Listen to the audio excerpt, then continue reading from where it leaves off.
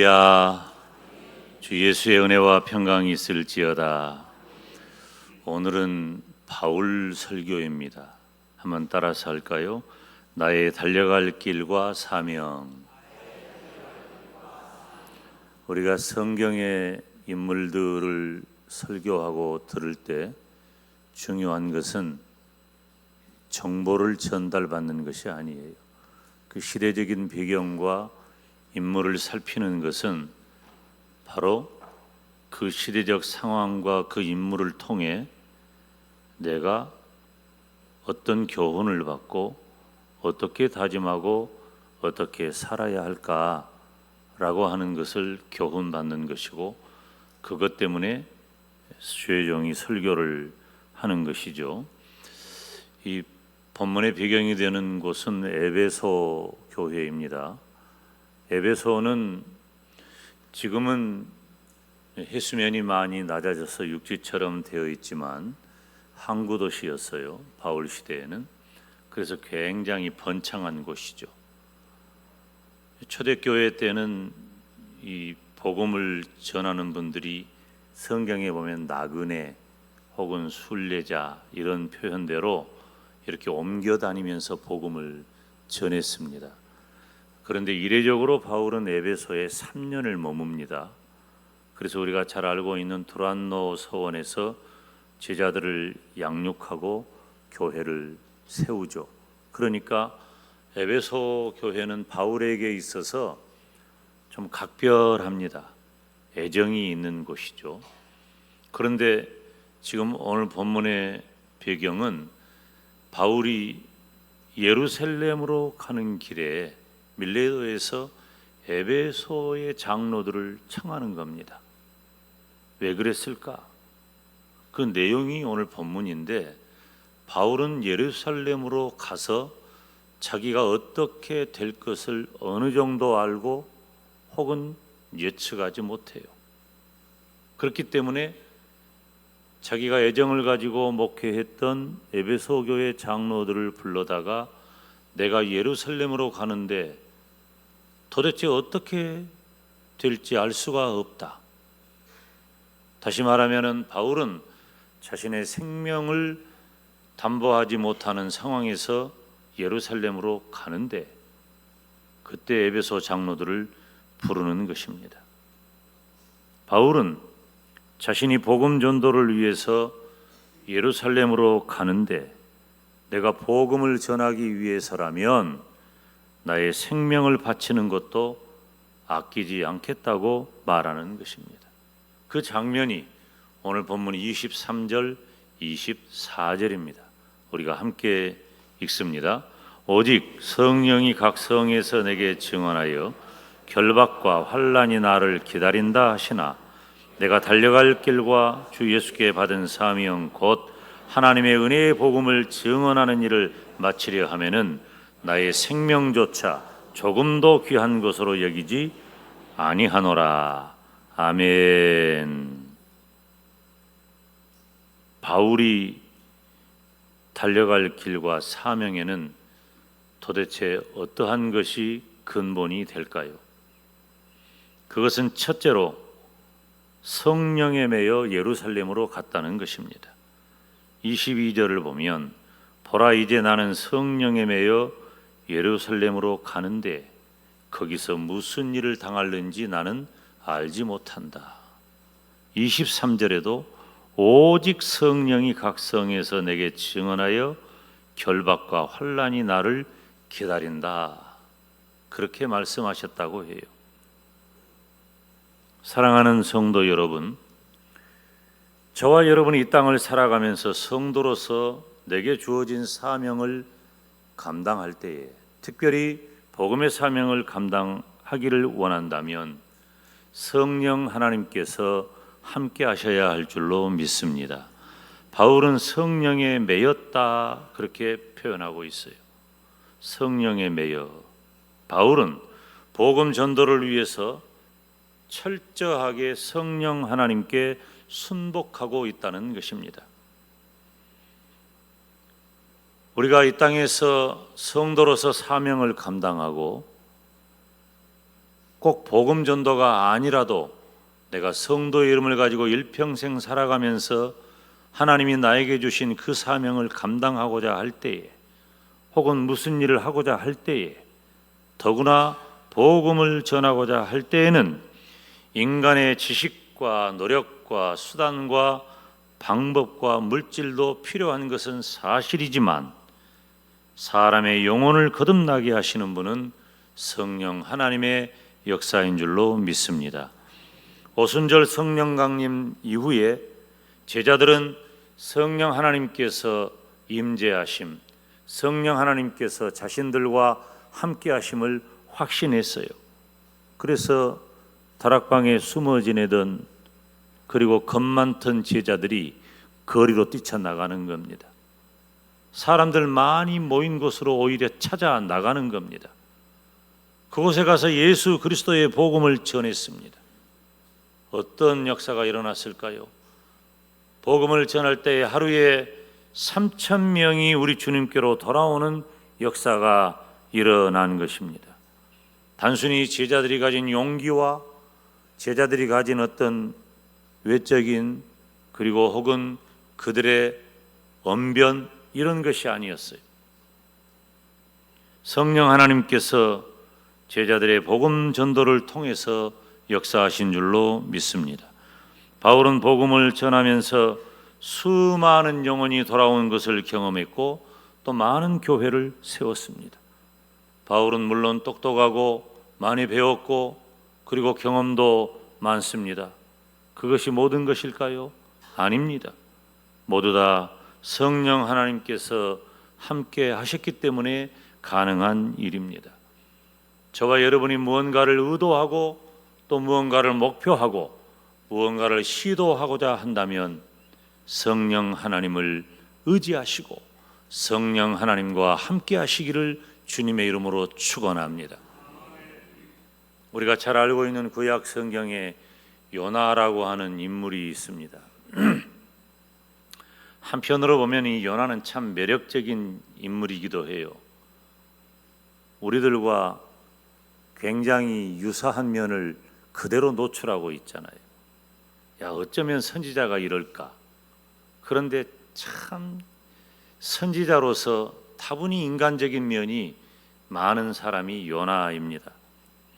하나님께서 요나에게 니느웨 성에 가서 복음을 전하라고 명령하셔요. 안 갑니다. 왜 안 갔을까요? 니느웨가 싫어요. 니느웨는 아수르의 수도입니다. 아수르 제국은 이스라엘의 원수 나라입니다. 얼마나 괴롭힘을 당하고 착취를 당하고 고통을 당했습니까? 그런데 그곳에 가서 복음을 전하라고요? 우리가 가끔 이런 요나 이야기를 할 때 담임 목사가 예로 드는 것이 일본하고 우리 관계를 예로 들어요.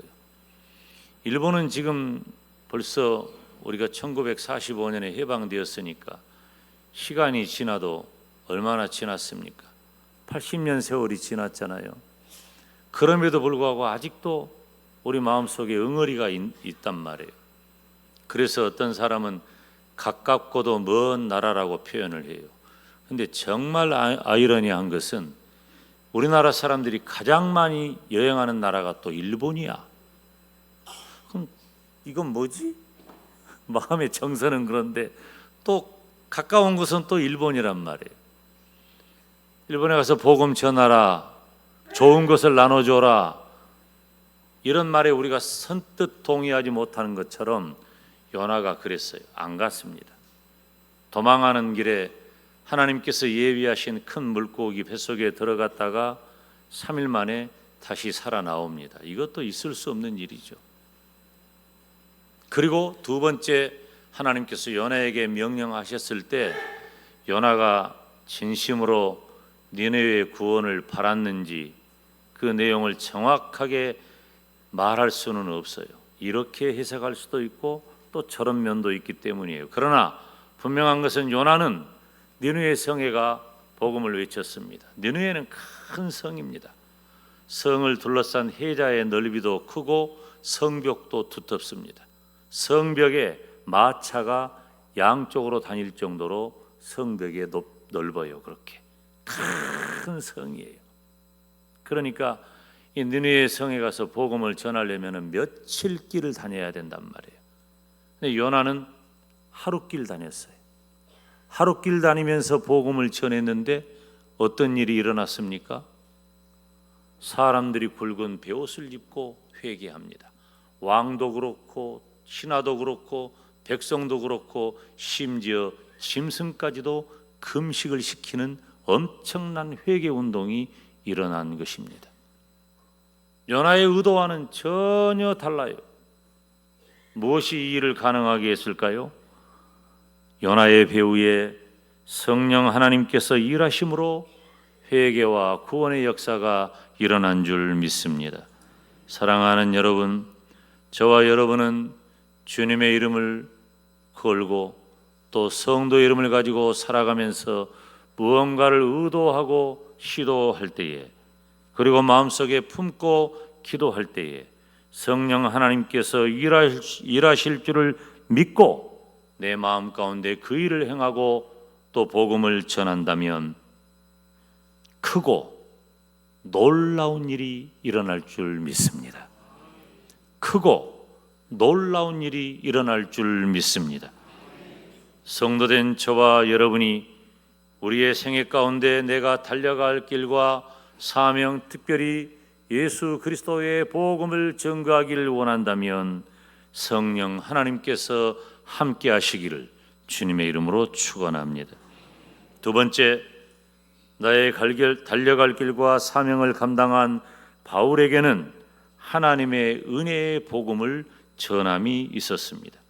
오늘 본문 24절을 함께 읽습니다. 내가 달려갈 길과 주 예수께 받은 사명 곧 하나님의 은혜의 복음을 증언하는 일을 마치려 하면은 나의 생명조차 조금도 귀한 것으로 여기지 아니하노라. 아멘. 복음은 하나님의 은혜로 주어진다는 것입니다. 우리가 잊지 말아야 할 것은 우리 기독교 신앙의 구원에 대해서는 인간의 노력은 그 어떤 것도 보태지 못한다는 거예요. 인간의 어떠한 노력으로도 한 영혼을 구원할 수 없습니다. 구원은 오직 하나님께서 하시는 일입니다. 하나님께서 저와 여러분을 위해 하신 그 일을 믿음으로 받아들일 때에 거저 주어지는 것이 구원입니다. 하나님께서 우리를 위해, 나를 위해 무슨 일을 하셨습니까? 하나님께서는 십자가에서 그 아들을 죽이시고 그 속죄의 피를 흘려 저와 여러분의 구원을 이루신 줄 믿습니다. 이것이 바로 하나님의 은혜요, 이것이 바로 하나님의 사랑입니다. 우리는 그럴 만한 사람이 아니에요. 오늘 예배하는 우리 성도님들 중에는 인격적으로나 개인적인 품성으로나 지금까지 살아온 삶으로 보면 모두 다 귀감이 되고 본받을 만하고 칭찬을 들을 만한 분들이 많아요. 그러나 그것은 우리가 구원받을 조건이 못 돼요. 우리가 구원받음에 있어서 그 어떤 자격도 조건도 우리는 갖추지 못했어요. 바울은 로마서 5장에서 우리가 아직 죄인 되었을 때에 라고 하나님이 우리를 사랑하신 시점을 말해요. 우리가 아직 죄인 되었을 때에 그리스도께서 우리를 위하여 죽으심으로 하나님께서 우리에 대한 자기의 사랑을 확증하셨느니라. 아멘. 나는 아무런 조건을 갖추지 못했어. 아무런 조건을 갖추지 못했지만 하나님께서 나를 무조건 사랑해 주신 겁니다. 하나님의 은혜요, 하나님의 사랑입니다. 나를 위해 죽으시고 부활하신 예수님을 내 마음에 영접하고 입으로 시인하면 구원을 받게 됩니다. 그러므로 복음은 전적인 하나님의 은혜라는 것입니다. 측량할 수 없는 은혜, 갚을 길 없는 은혜, 그 하나님의 은혜가 저와 여러분에게 임한 것입니다. 하나님의 은혜는 바로 예수님께서 나를 위해 죽으신 십자가 사건이 믿어지는 것입니다. 우리는 이 땅에 살 동안에 나에게 주신 모든 것으로 하나님을 위해, 특별히 예수 그리스도의 복음을 위해 살아야 합니다. 나에게 주신 시간, 물질, 재능, 직장, 사업, 지위, 이 모든 것들은 다 왜 나에게 주어졌을까요? 나에게 값없는 은혜로 구원하신 하나님께서 이 모든 것을 더해 주셨으니 이 모든 것을 통해 예수 그리스도의 복음을 위해 살아가시기를 주님의 이름으로 축원합니다. 나의 달려갈 길과 사명을 감당한 바울처럼 성도된 저와 여러분이 사명을 감당하기를 원한다면 하나님의 은혜가 나에게 값없이 주어졌음을 확신하시기를 주님의 이름으로 축원합니다. 예수 그리스도의 복음을 위해 일평생 달려갈 그 사명 감당하기를 원한다면 첫째, 성령 하나님과 함께 하시기를 바랍니다. 둘째, 어떤 경우에도 하나님의 은혜가 나에게 임했음을 잊지 마시기를 주님의 이름으로 축원합니다. 세 번째, 바울은 나의 생명도 귀한 것으로 여기지 않았다고 했습니다. 다시 한번 24절 읽습니다. 내가 달려갈 길과 주 예수께 받은 사명 곧 하나님의 은혜의 복음을 증언하는 일을 마치려 하면은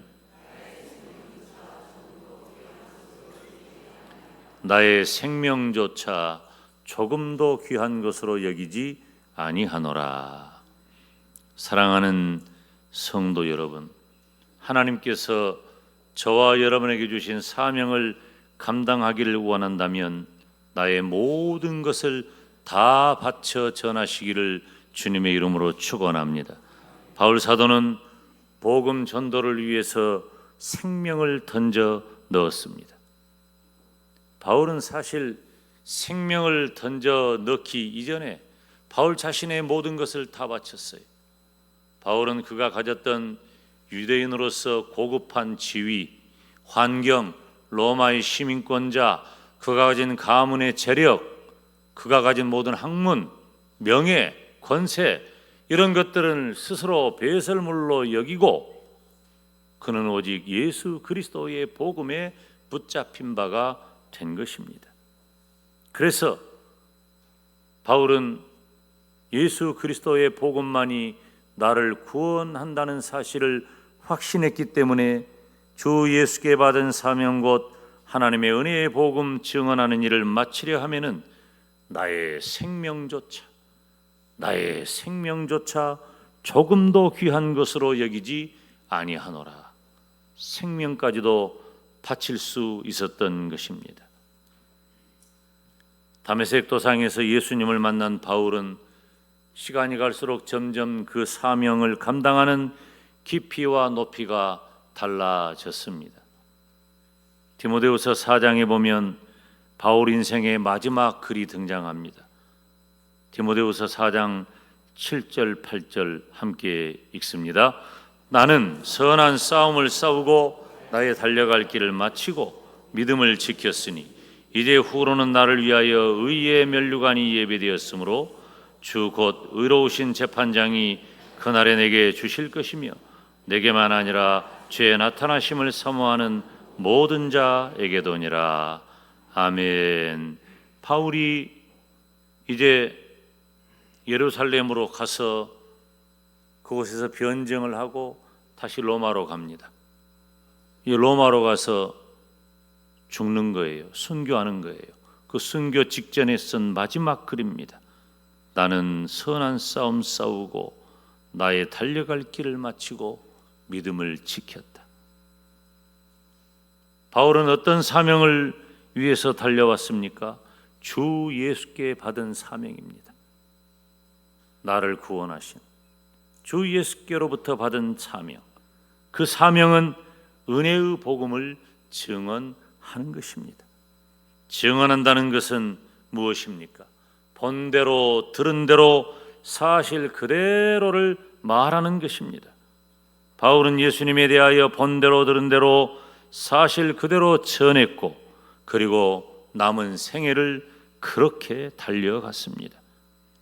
바울식대로 표현하면 내가 달려갈 길, 선한 싸움, 나의 달려갈 길, 그리고 믿음을 지킨 것입니다.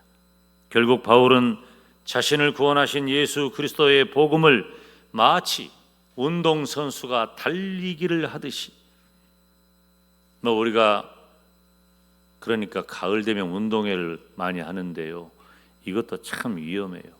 목사님들이 평소에 저처럼 운동을 안 하다가 가을에 체육대회, 노예 체육대회 하지, 무슨 광주 전남 체육대회 하지, 이렇게 체육대회 하면은 모처럼 운동복 입고 나가잖아요.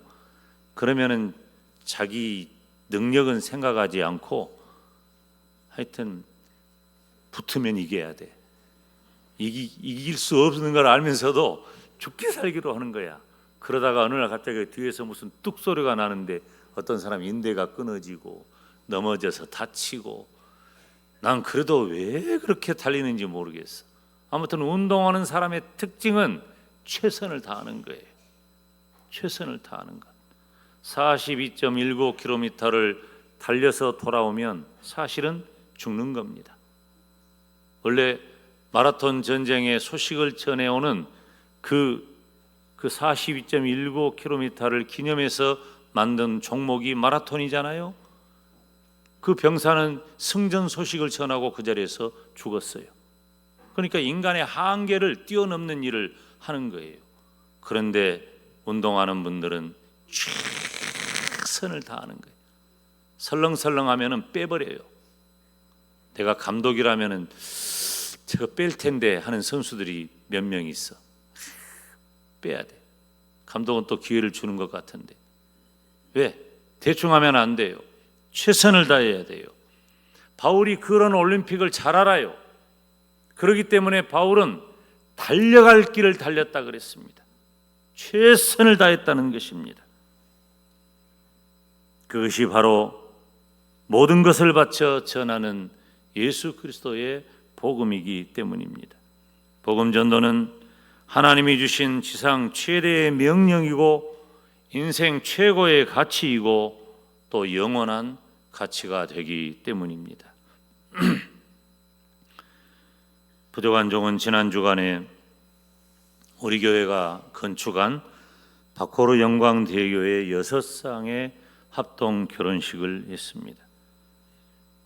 선교사님이 요청한 일이기 때문에 순종하는 마음으로 섬겼는데요.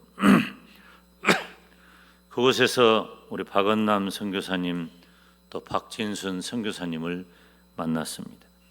제가 가니까 앵겔레스에서 좀 내려오시라, 그래서 우리 박진순 선교사님도 만났어요.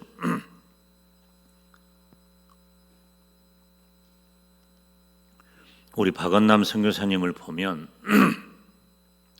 제가 이분을 25년 전에 처음 만났는데요, 무슨 이상한 소리를 자꾸 해서 뜬구름 잡는 소리 해서 선교사님들이 너무 그런 분들이 많으니까 이분은 내가 좀 상대하기가 좀 버겁다, 그래서 안 만났어요. 안 만났는데 영광 오니까 이분이 영광 사람이네. 그래가지고 이 영광 사람이라는 이유 때문에 또 그분의 비전을 다시 듣게 되었는데 25년 전에 듣던 것하고는 사뭇 다르게 구체화된 그분의 비전을 들을 수 있었어요. 시간이 제가 우리 교회 부임한 지 지금 17년 됐으니까 지금부터 한 10년 전쯤 이분을 우리가 구체적으로 지원하기 시작했죠. 이분이 변함없이 기독교 교육에 헌신해 온 거예요. 어느 교회나 특정한 사람에게 특별한 후원을 받지도 않은 채 심지어 자신의 모교회에서 지원도 그렇게 썩 여의치 않은 상태에서 오직 필리핀의 영혼 구원은 기독교 교육에 있다. 이게 저하고 시각이 같아요. 그래서 이 일에 헌신합니다. 제가 제 아내와 함께 늘 대할 때마다 감격하는 것은 아낌없이 헌신하고 최선을 다해 헌신하는 것입니다. 우리 박진순 선교사님은 사실 준비가 안 된 상태에서 필리핀으로 보냈습니다. 왜냐하면 비자 값이 지금 2만 불인데 내년에 3만 불로 오른다 그래서 2만 불보다는 3만 불이 더 부담되니까 빨리 가서 비자 먼저 받아라. 비자 받을 돈이 없으니까 빌렸어요. 빌려가지고 우선 보냈어요. 이제 다음 수요일쯤에나 아마 나올 것 같아요. 그래서 이 비자 받으라고 먼저 보내놨더니 이제 앵겔레스는 우리 조경문 선교사님은 다른 지역으로 옮겨서 사역을 시작하셨기 때문에 빈집에 들어간 거거든요. 그러니까 만나니까 내가 참 말은 안 했지만 왜 여기 있을까 싶을 정도로 고생하고 힘든 시간을 보냈습니다. 미안하기가 그지없어요. 파송한 교회 목사로서. 이분들은 한국에 있어도 크게 문제가 없고, 아니 훨씬 더 한국에서 사역하는 분 못지않게 얼마든지 훌륭한 사역자로 살아갈 수 있는 분들입니다. 또 우리 교회가 파송한 정규성 선교사님은 어떻습니까? 이분은 의사로서 어느 누구도 부러워할 만한 삶이 보장돼 있지만 의사 약사 부부가 중국에 가 헌신하다가 막히니까 못 들어가니까 이곳에서 외국인 노동자들을 위해 헌신하고 지금은 베트남 오지에서 복음을 전하는 그 사명을 감당해요. 10월인가 이제 자녀가 셋 있는데 이제 세 번째 또 결혼을 시킨다 그래요, 미국에서. 그리고 이제 돌아와서 한 9개월 정도 안식년을 지내도록 저하고 의논을 했습니다. 도대체 무엇 때문에 이분들이, 그리고 한국교회 역사를 뒤돌아보면은 훌륭한 가문에 훌륭한 공부에 얼마든지 자신의 삶을 누릴 수 있었던 수많은 목사님, 장로님, 권사님, 집사님들이 도대체 무엇 때문에 이렇게 충성하고 헌신할 수 있었을까? 두말할 것도 없이 주 예수께 받은 사명, 내가 은혜의 복음을 받았기 때문에 값없이 받은 그 은혜의 복음의 증언자로 살기 위한 것입니다. 사랑하는 성도 여러분, 우리는 그냥 살면 안 됩니다. 우리는 모두가 다 사명자입니다. 하나님이 언제 나를 부르실 줄 모르고 우리 주님께서 언제 다시 오실 줄 모릅니다. 사람들은 미래학자들이 예측할 때 예수님이 언제 오실까, 성경학자들도 이런저런 얘기를 하는데 그거 다 꿈 같은 얘기예요. 저는 이미 징조로서 우리 주님 오실 날이 도래했다, 그렇게 보기 때문에 제가 그러니까 그런 말 하는 거예요. 제가 우리 주님 빨리 오시면 좋겠다, 그 말 하는 거예요. 오늘이나 내일이나 우리 주님 오실 줄 몰라요. 그렇다고 한다면 이 시대를 살아가는 성도로서 우리는 급한 마음으로 어떤 사명을 갖고 어느 정도 달려가고 있습니까? 아니하면 안 돼요. 우리의 시간이 언제까지일지 모른다고 아니하면 안 됩니다. 우리는 바울처럼 하나님의 은혜로 나에게 주신 그 복음을 성령 하나님께서 함께 하심으로 나의 모든 것을 바쳐 감당하시기를 주님의 이름으로 축원합니다. 기도하겠습니다.